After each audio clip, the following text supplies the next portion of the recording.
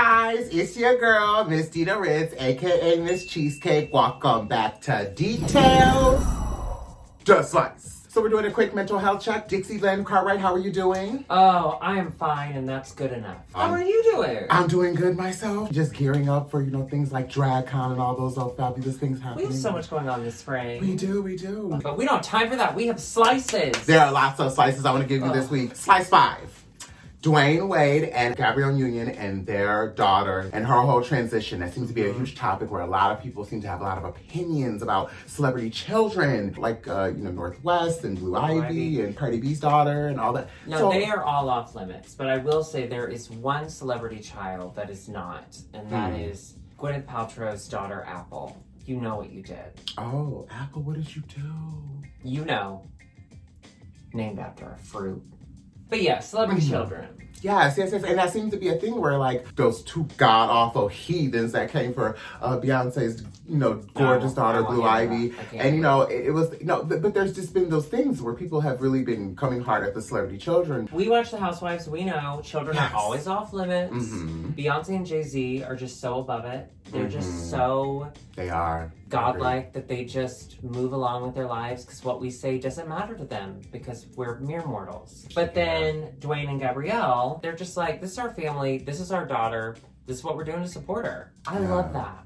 And so do I. I would honestly say it's even being Black parents that do that because we all know that is a problem within the POC community. And there's even a taboo, I would even say that, where it's even more accepting for a girl situation. So if a girl wanted to transition into a guy, I think it would be even a little more easier within the POC, like within the Black community, I've noticed. Femininity in someone who is assigned male. Yes, because in most POC communities, it's all about, the man is the man. I'm just so proud of both of them, how they're able to just stand tall. Let's raise our glass to a beautiful family. We love you, honey, at IMHO.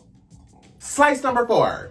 The Real Housewives of ATL. Girl, are you watching? Are you kidding? Am I watching? I can't stop watching. It is so good. It is really, really good. And they didn't disappoint. I thought they was going to disappoint. I thought they were going to disappoint because Nene last season was boring. Because she refused to film with anyone. At the reunion, she played dumb the whole time. Yeah. I was like, this season's gonna suck. But Nene's been a team player. She's apologized multiple times, and then she took back her apology. I'm actually really proud of Nene this season. She's not innocent in the whole situation, most definitely. But I actually have always loved Nene's larger-than-life personality. I'm Team Nene Leaks.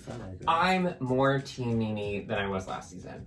I will say she was acting very stubborn at the reunion now, and that's why I love Marlo, which goes into the topic of Marlo Hampton and needing a peach. Marlo is a good friend, even got her and said, girl, you could stand to be a Do you think Marlo Hampton deserves a peach? I do at this point, yes. At this point, you can't even be mad at her. She just is so sickening, and her fashions, love Marlo girl. Hampton, and she will always. She is hands down one of the best dressed people. But she is the queen of friend ofs. There is no other friend of that is Marlo Hampton's status. Do not make her a housewife because that takes away some of the magic of Marlo. Because being a friend of, we know that you could just disappear in editing at any moment. The friend of that I could lose and not lose any sleep over is Tanya. Well, she is beautiful, hands down. I was watching the last episode, actually when the cookie lady was on there, and I just thought to myself, it was so interesting. I was like, damn, Tanya is so gorgeous. She is really a beautiful woman. She's just a boring Canadian lady. She's not confrontational. She's not really, and to be a housewife, it's very true, to hold the peach, to hold the diamond, to hold whatever. She couldn't do it. You have to be able That was the thing. Kenya bringing in the cookie lady was messy, but I also think it was, let's test Tanya because she's been in so much stuff.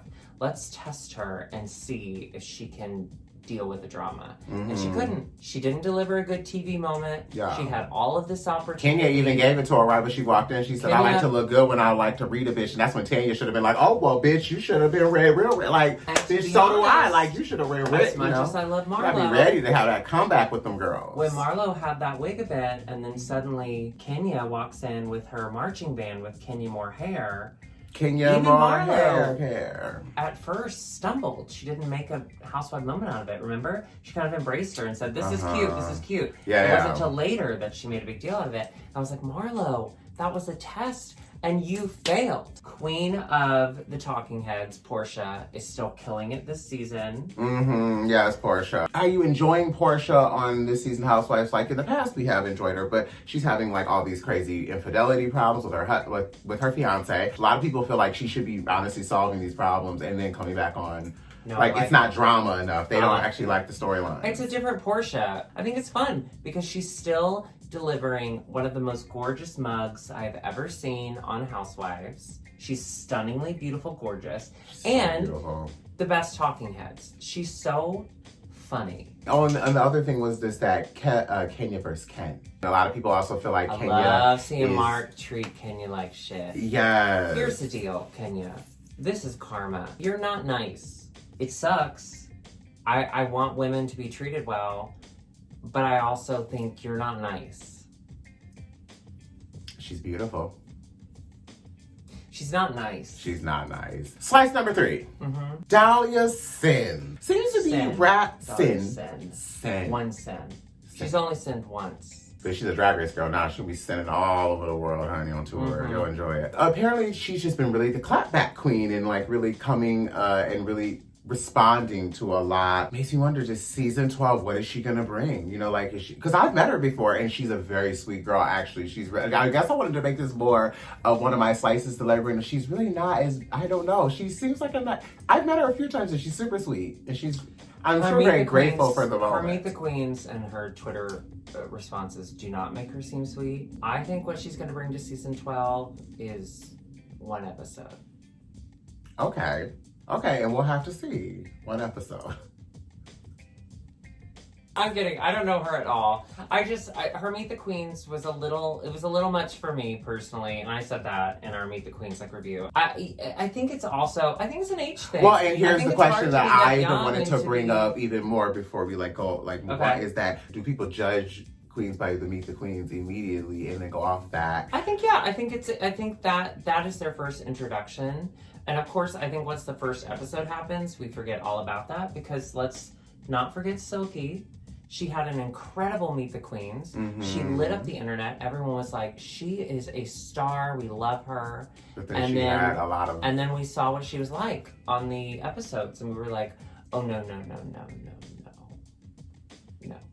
If you please give a queen a chance, just I think you should, yes. For the Meet the Queens, and that's really where I was getting to. Yeah, just give her a chance. She's gorgeous. She is so sickening. Let's put that there. So sickening, honey. She's sickening, and we love you here, Dahlia. Well, she does. Sin. She loves you. I love you, Dahlia Sin. We'll figure it out. Slice number 2, the Vivian. Did you hear what happened with the Vivian? No. So Vivian was on stage performing, doing her numbers, and then she literally had a heckler basically call her out, and she literally got on the microphone and I mean, went in, girl. She cussed the motherfucker out. Hecklers, go fuck yourself. Don't heckle someone on stage. Don't do that. It's so rude. It's so unbecoming. Don't come to someone's job and say I hate your job. I hate how you...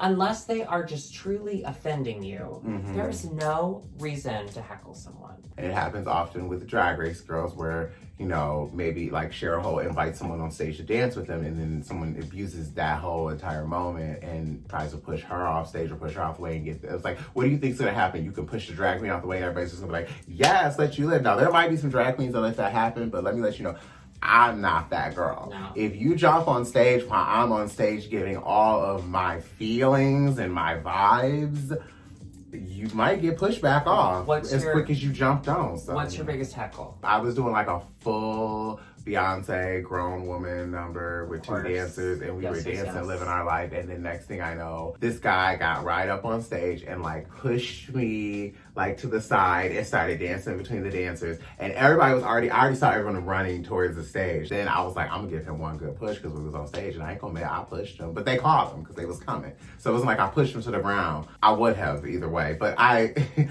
gave him a little nudge, but then stuff at the same time made it seem like I was just getting him out the way. That's a full physical heckle. That's a physical heckle. Fuck off my damn stage. Do you remember? Yes. My entire job, I just have a microphone and I'm interacting with people, and I've had a lot of people heckle me. I've heard people, literally, I'll be on stage just welcoming people to the night, and people will literally go, ugh, No, not her. This one girl, she came up on stage, and I'd given her a hard time all night. She was a little overserved, and she was a little loud throughout the night, so I kept kind of referring to her. Because what I learned from T-Rex that I think is like a huge...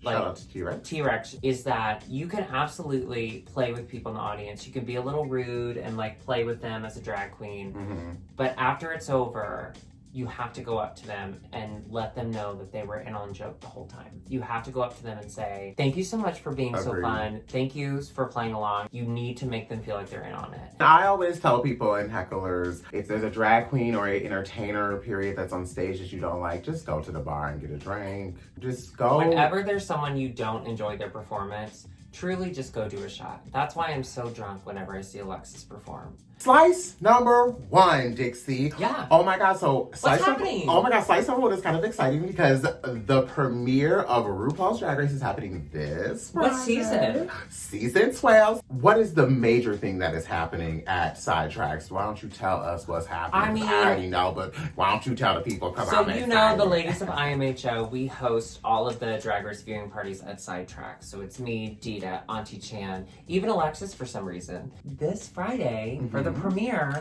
we have a special guest. I'm so excited. Someone you know. Yes, I do. Who? Ross Matthews. Yay! And the most exciting part for you at home, for someone who's not in Chicago, if you can't come, we are going to record the whole thing, all of the commercial breaks, and we're going to release them as a special episode of IMHO. If you're in Chicago, please come see us on Friday with Ross Matthews. It'll be so fun. Spoiler alert, Dita, because we force her to. All the Drag Race season premieres at Sidetrack, we always make her do this will be because it's amazing.